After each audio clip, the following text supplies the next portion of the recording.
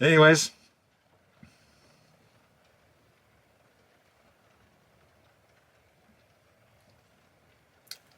I got nothing.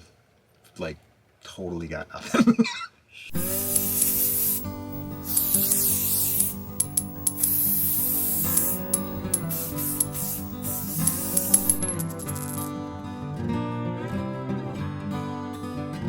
Hey guys, welcome back to OverLand. My name is Chad, and today we're going to be talking about cruise control again.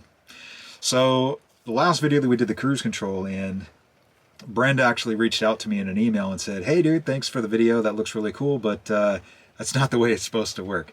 When you hit the brakes, that thing should not turn off.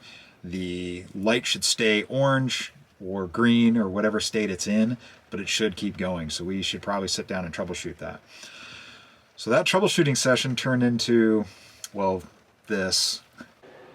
Well, maybe mistakes were made, well, at least some decisions. So we're gonna run a new power wire, 10 gauge power wire, over to a new fuse block that is gonna be to the left of the kick panel on the dash over there. And then we're going to replace the fuse block that we had that was underneath here, which was kind of hard to get to, totally irritating. And I'm doing that because I busted one of the fuses as I was trying to get in there. So yeah, we're just gonna redo that. There's a closer look at that new fuse panel. I mounted it to the kick panel here. So I like it a lot better in that position than I did over in that other position. Okay, well, we've got good news and we got bad news. Good news is the truck starts back up. We got everything wired back in. Bad news, cruise control light doesn't come on. So I don't know what the deal is there. But I'm gonna take it for a drive anyway. And then after all of that, I went ahead and ended up pulling the module out, sending it off to him, and I have a feeling what actually happened in the end was I had a voltage spike that basically killed the module. So I think I had a bad ground at the very beginning, and then somewhere along the lines we had a voltage spike that killed the module. Even though when he got the module back, he didn't. He said that there wasn't any shit staining of the board or anything like that. So not really sure exactly why that module died, but I'm pretty sure it was my fault because I mean I'm an automation engineer and electronics hate me, so which makes me good at my job. Anyways, okay, we've got our new module tucked down in there, so let's fire this thing up and see if that actually comes on. Here's hoping. Nice, cool. Okay, so it was the module. All right, nice. Well, let's zip tie that stuff back together and then button this all back up, and let's go take it for a drive. See if it works the way it's supposed to. And look at that, I step on the brake. Stays green. It doesn't even turn off. So I think we have a winner. All right, let's go get this thing out on the highway and test her out.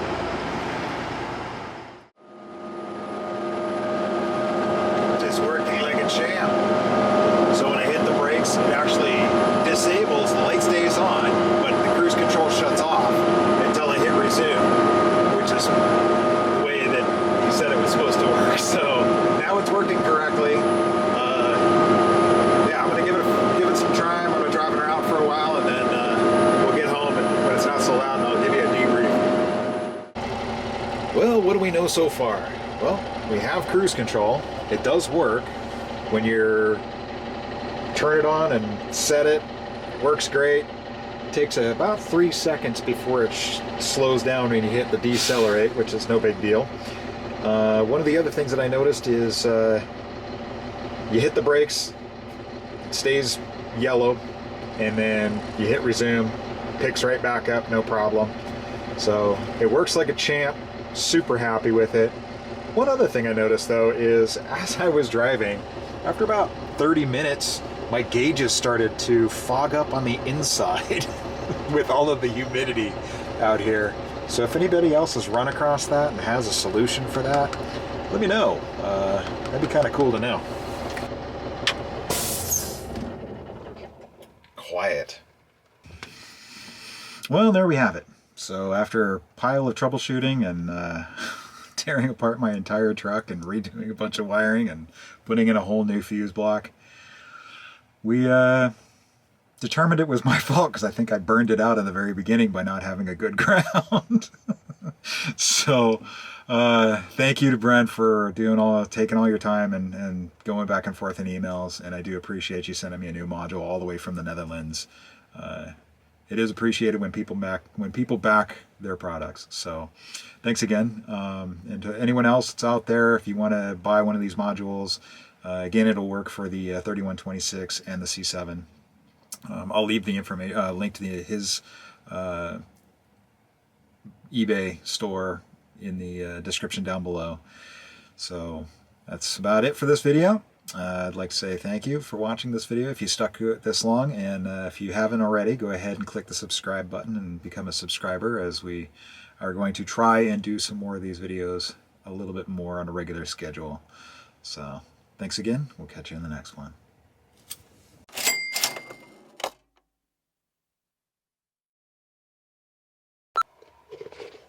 So thanks for watching.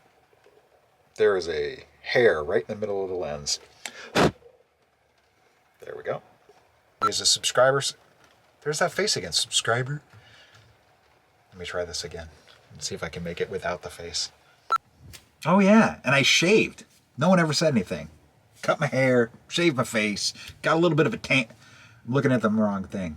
Never mind. So now you can see all my chins.